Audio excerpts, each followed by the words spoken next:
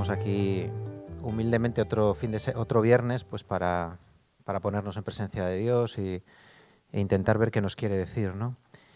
Bueno, hoy, para empezar, os quería contar una historia, como no, os quería contar una historia.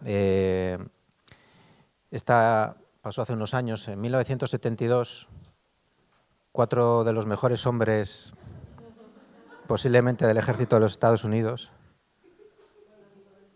fueron injustamente acusados y encarcelados, pero escaparon y dicen que si los encuentras, bueno, suena la historia, pero si no os cuento esto no ponéis atención, yo os veo que estáis muy despistados, porque yo os quiero hablar de otro hombre que hace 2000 años fue injustamente acusado y fue encarcelado y bueno, ya sabéis la historia, ¿no? Que fue ajusticiado, fue enterrado y resucitó a los 3 días, ¿no? Y bueno, yo pensando en ese hombre que hizo una cosa maravillosa, en un momento de su vida hizo una cosa maravillosa, y muchas veces ese hombre, ese Jesús que tenemos en la memoria, que siempre nos han hablado de él, que era tan humano como nosotros, que era una persona como cualquier otra, solamente era distinto a nosotros en el pecado, ¿no? Que no tenía pecado, pero cuando nos dicen Jesús era igual que cualquiera de nosotros, se levantaba por la mañana, se le pegaban las sábanas, se sonaban los mocos, se le olvidaba tirar la basura cuando su madre se lo pedía, bueno, pues era como nosotros, ¿no?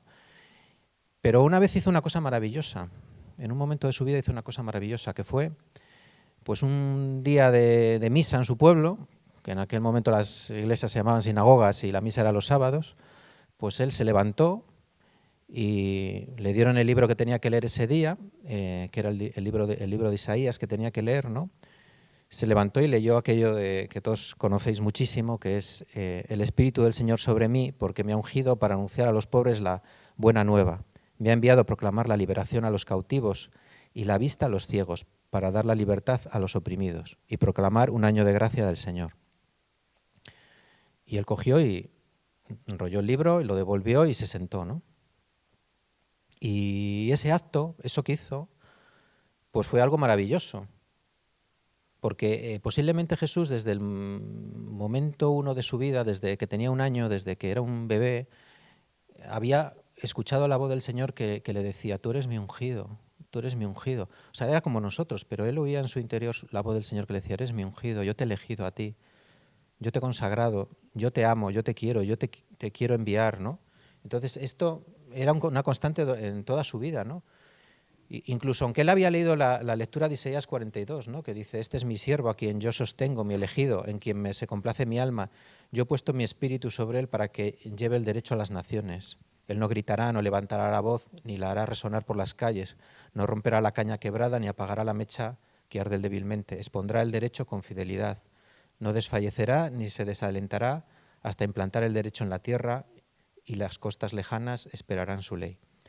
Pues esto también lo había leído Jesús y también cuando lo había leído había dicho, el Señor me está llamando, me lo está diciendo a mí, ¿no? Eso es para mí, ¿no?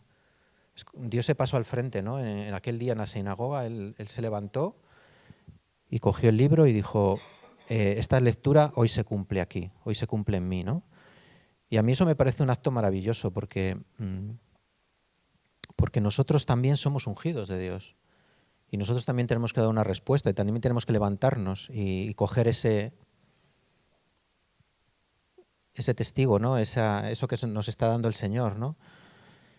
Y este eco le tenemos en la vida, ¿no? Esa voz, como tenía Samuel, ¿no? Cuando Samuel, el profeta, cuando era un niño y oía que Dios le llamaba y se levantaba donde Elí y constantemente y le decía, me llamas, ¿no? Y era Dios el que le estaba llamando, ¿no? Pues esa voz Jesús la oía, pero también si nosotros afinamos el oído, también en nuestra vida esa voz de Dios está llamándonos continuamente. Nos llaman Dios porque nos quiere ungir, porque somos sus ungidos. Esto de ungido tiene tela, porque ser ungido a ser sacerdote, profeta y rey, nada menos. No es ser ungido para irte de copas o ungido para no sé qué, no, es para ser sacerdote, profeta y rey. Y tiene eso mucho calado, ¿no? Porque no es solo que tú hayas escuchado esa voz o creas que esa voz está en tu vida, sino que tienes que dar un sí, ¿no? Tienes que dar un paso adelante, como hizo Jesús. Tienes que tener ese ser ungido te da un propósito en la vida y te da una responsabilidad muy fuerte, ¿no? O sea, tú tienes que vivir tu vida siguiendo los mandamientos, amando al prójimo, o sea, haciendo una serie de cosas muy importantes, ¿no? Y luego tienes que hacer una cosa que eso sí que es muy difícil, es dejarte guiar por el Espíritu Santo. Cuando quieres vivir como ungido tienes que dejarte guiar con el Espíritu Santo. Y esto es muy difícil, dejarse guiar por el Espíritu Santo, porque tienes que estar en sintonía toda tu vida, intentando rezar y encontrar esa sintonía. Y nosotros, los que estamos aquí, somos ungidos. Hemos sido ungidos por el Señor. Lo dice la palabra de Dios muchísimas veces. Dice en Juan 15:16, no son ustedes los que me eligieron a mí, soy yo el que los elegí a ustedes y los destiné para que vayan y den fruto, y ese fruto sea verdadero. O en la primera de Pedro 2:9 dice, ustedes en cambio son raza elegida, un sacerdocio real, una nación santa, un pueblo adquirido para anunciar maravillas. Eso somos nosotros. Somos ungidos del Señor.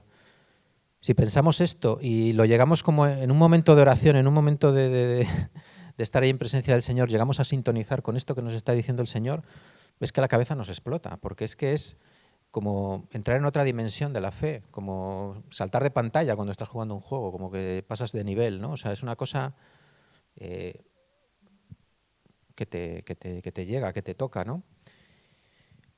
Mirad, hace unas semanas vino una chica que muchos conocisteis, me imagino, Nuria, que vino a conocer la comunidad hace varias semanas ya.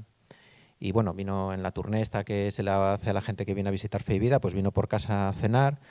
Y bueno, yo estuve hablando un rato con ella, Marisol estaba estudiando y bueno, estuvimos un rato charlando, ella me estuvo preguntando cosas de la comunidad, me contó que la razón por la que había venido a Fe y Vida, una de las cosas la cosa que más le había llamado la atención, curiosamente, era que había ido a algo que organizaba Fe y Vida, no sé si a un Conecta o algo, a la Pascua. Bueno, pues la Pascua había un roll-up de estos que pone Isaías 61 y que ponía consolar, ¿no? Y que aquello de consolar le había llamado muchísimo la atención, ¿no? Y me preguntó, y además es que ella preguntaba así cosas muy directamente, decía, ¿qué significa para ti consolar dentro de la visión de la comunidad y dentro de tu llamado personal? Y yo, ostras. Bueno, yo la di la respuesta que hay que dar, ¿no? La oficial, de la visión de Fe y Vida, de la lectura de Isaías, bueno, de ese llamado que tenemos todos y tal, y luego, bueno, que yo también pues tenía un llamado a acompañar a la gente, que siempre lo había vivido así, bueno, pues yo le di mi tal.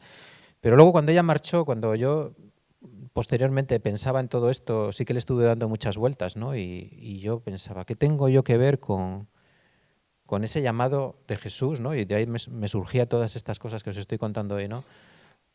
O sea, ¿qué tengo que ver yo con Jesús que se levanta ahí y dice, yo Señor soy este, o sea, yo a todos os digo que soy este, yo Señor soy este que estás llamando, ¿no?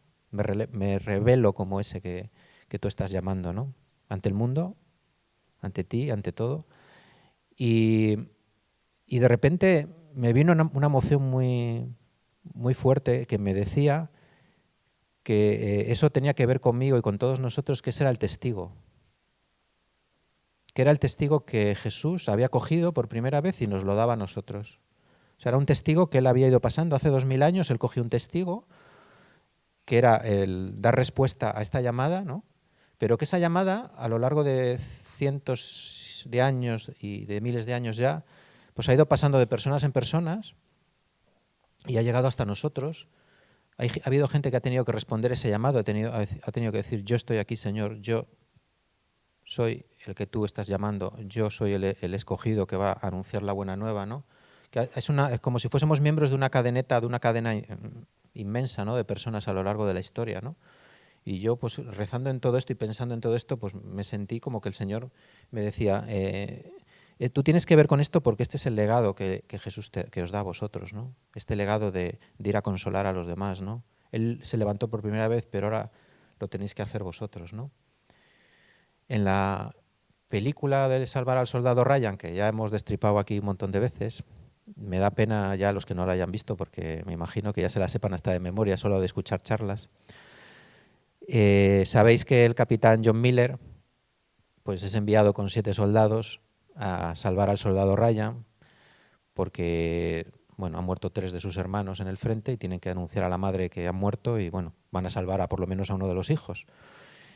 Y bueno, tiene mucha amiga la película porque claro, hay mucho tema de disquisición, hay de pensar si es moralmente lícito esto de mandar a 7 hombres, 8 con el capitán, que tienen madre, para salvar a uno por su madre, ¿no? O sea, porque su madre se lleve una alegría, porque estás poniendo en riesgo a otros 8 hombres con madre, ¿no? Es un poco el mensaje de la película, va mucho por ahí, ¿no?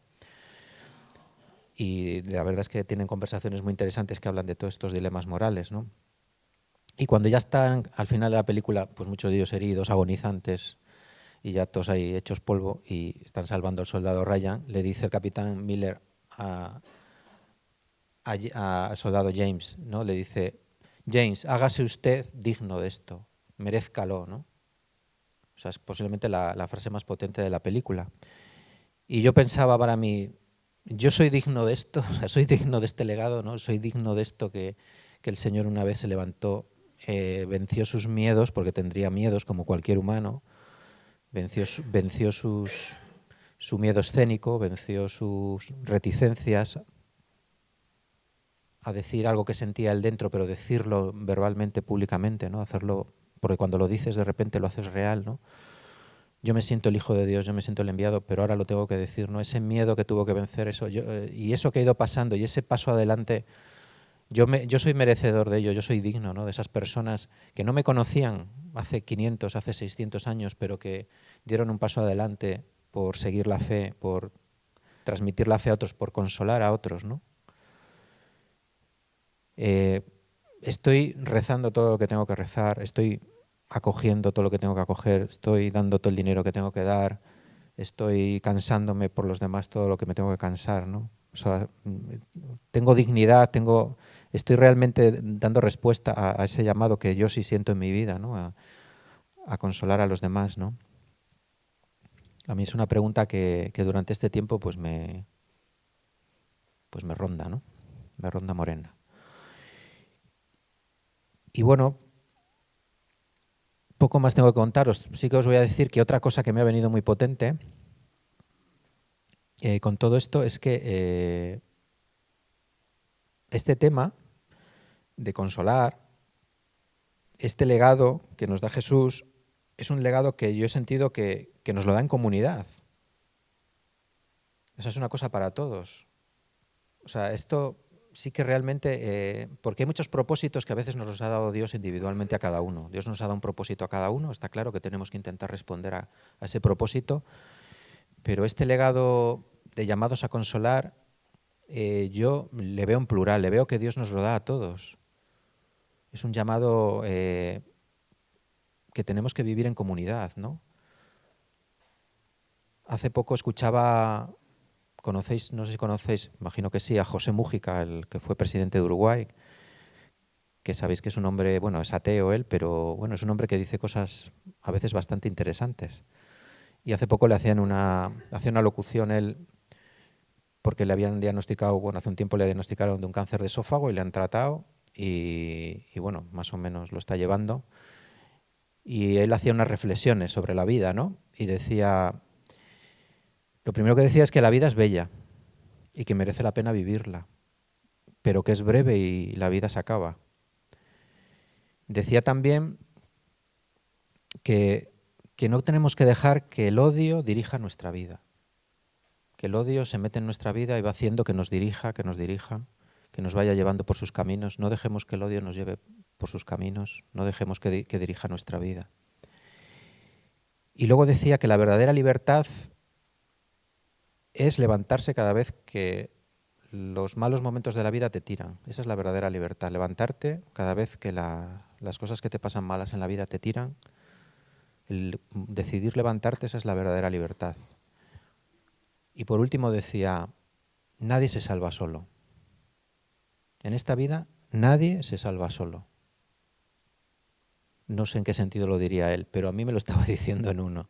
Y yo lo tengo muy claro. Yo creo que la comunidad y este legado que yo siento que el que el Señor nos llama, esta unción que Él nos da para ser elegidos, para ser enviados, como dice esto de ser ungido, que dice que es ser señalado, consagrado, proclamado, investido, todo esto es para vivirlo en comunidad. Cada vez que la comunidad hace algo, cada vez que la comunidad se va a Burgos, cada vez que la comunidad organiza un retiro mañana con los jóvenes, cada vez que se hace algo en Valencia, en Granada, cada vez que pasa algo, cada vez que se reza por un problema de la gente, o sea, yo cada vez lo siento más mío, creo que es una cosa de todos, o sea, yo me siento ahí con los que van a rezar o me siento ahí con los que sufren, con los que están ahora cuando tienen a alguien enfermo. Y porque este llamado de la comunidad también de consolar es para hacerle juntos, o sea, tenemos que hacerlo juntos. Tenemos que consolar al mundo a una, como una piña, ¿eh? Y bueno, pues esto es lo que os quería compartir hoy. ¿De acuerdo?